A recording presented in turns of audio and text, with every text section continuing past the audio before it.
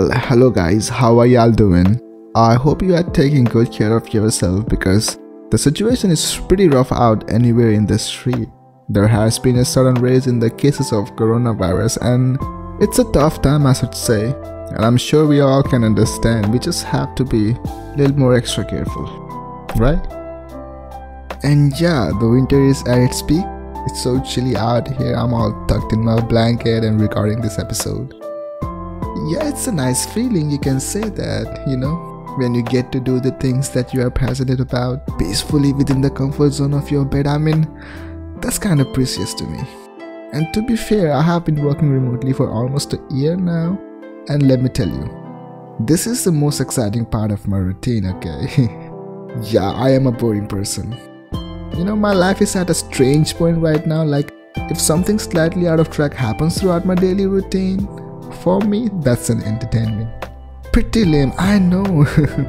Do you know what I think? I think I still need some time to comprehend the fact that I'm no more a college student. It was a sudden drastic change, for at the time there were so many exciting things happening around me, I had lots of things that I wanted to do. I had my tour planned out. I had tickets for a concert that has been pre-booked. My life was full of excitement, and then in the next blink, I was staring at a lizard, watching it travel from one edge of my ceiling to another edge with a certain type of enthusiasm that I was desperately craving for. And ladies and gentlemen, that was Wednesday for me, and I concluded that day as a very productive day. Welcome to my boring life. I'm your host, Narendra Thapa.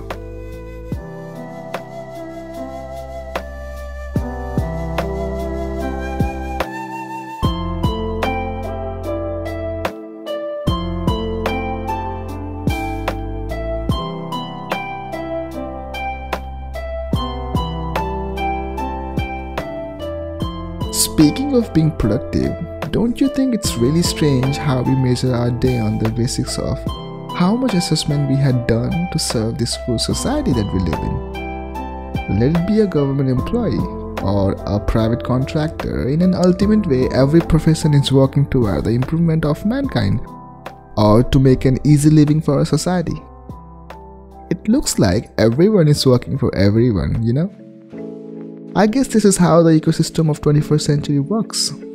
Although you might not have noticed it yet, this is the core parameter to measure how much value we need to show to every other person in this universe.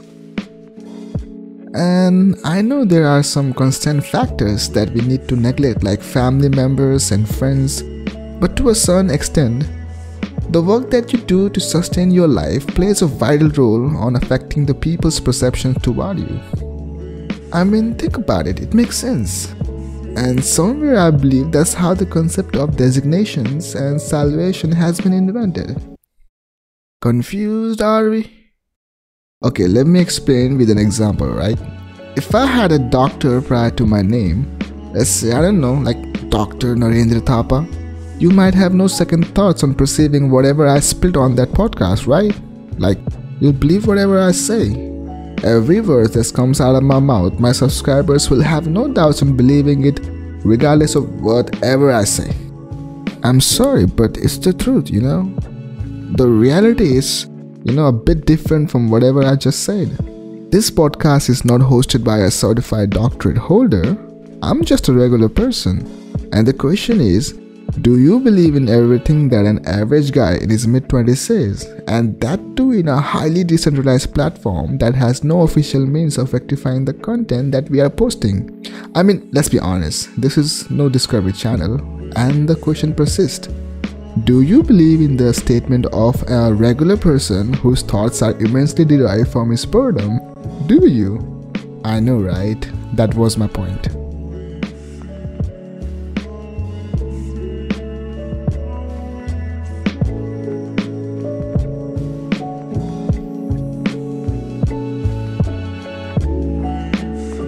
But there's one thing, if I say it out loud right now, I wouldn't be lying.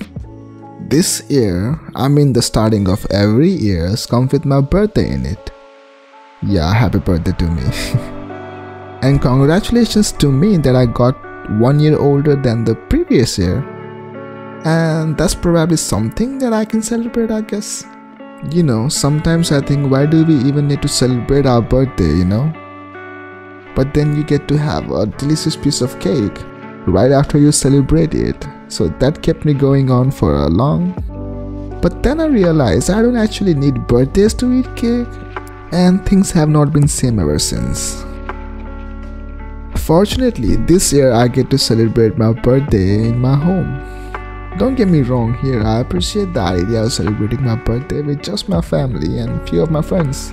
That's probably because growing up I had lots of birthdays. And to be specific, lots of awkward birthdays. The birthdays where I had to dance in front of everyone. I know that sounds ridiculous, but I had to do it, man. That's a strange tradition that we used to follow. Thank God I'm a grown man now and I don't have to do it anymore. Quite frankly, now I can explicitly generalize all of my birthdays to a point where I can say that I don't know how to react with all those people's attention concentrated only on me, I mean, that's where I strike out. Tell me, what is the appropriate behavior when all of your friends and family is singing a happy birthday song to you while you stand tall with your soul putting up a creepy smile on your face? That's a nightmare. And let me tell you a secret over here. I always mess up my birthday, so this time I get to mess it up just in front of my family. And hence, a good birthday it was.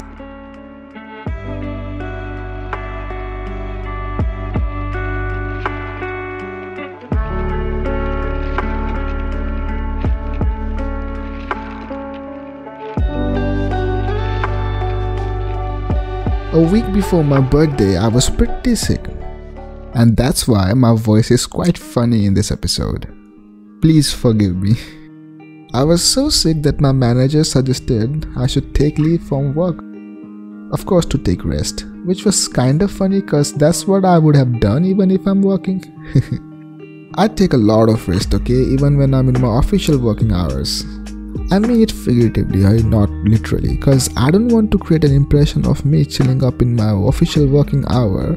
And I certainly don't want that around this appraisal season because my manager listens to this podcast too. So to sum it up, I work hard, then I got really sick, so I had to take leave. I wanted to see a doctor as soon as possible because I was in a very bad shape. And I have a military background, so army hospital was the best option for me. But that feeling went out of the window real quick when I encountered a lieutenant doctor. Man, those guys are real rough. I mean, I have respect for them and I'm thankful for their service to us, but damn, they know how to drill a civilian like me.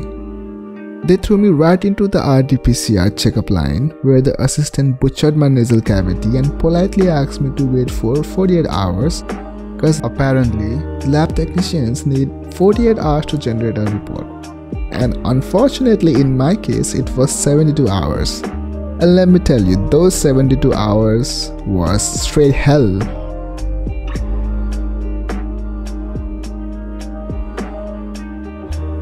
I was ordered to be quarantined until my reports were out. It was a tough time, let me tell you. My body was in an immense pain. I had a fever of 100 degrees and things were kind of tight. I tried to keep myself motivated and uplifted, but when your body is heating up like oven, those motivation books can't do shit. I was constantly checking up my temperature and blood oxygen level. However, things started to look better afterwards. I was still waiting for my RT-PCR report and there was no sign of it, by the way. And that's where I started to get worried about. I figured out when I was waiting for my report, it's that no matter how much I worry about the results in my mind, it will certainly not create any sort of impact to the actual results that I'm getting afterwards. Yeah, that sudden realization of logic hit me real hard at that moment. So what I was actually doing is, I was just worrying about the situation which I don't have any sort of power to manipulate. So that led me to believe that ultimately I was worried about a situation twice. Once during the waiting period where the chances of bad news in my report were exactly 50%, and another one right after it actually happens. And that was pretty stupid. Why would I worry about the same situation twice? That's not a smart move, that's where you're playing dumb. And I would rather like to worry about it only at once and probably when it's for real, not for the assumption's sake. So when this logic hit me, I was pretty clear in my mind, and that's how, ladies and gentlemen, you deal with the situation in a logical manner. And then after 72 hours, I was tested positive. I guess that was the right time to worry about it. But I didn't. I was already recovering, so I stayed put, read book, kept my mind busy, and I'm glad that it worked. It has been 1 week. I think I'm pretty fine, I guess, but I still have to do another checkup real soon. Yikes.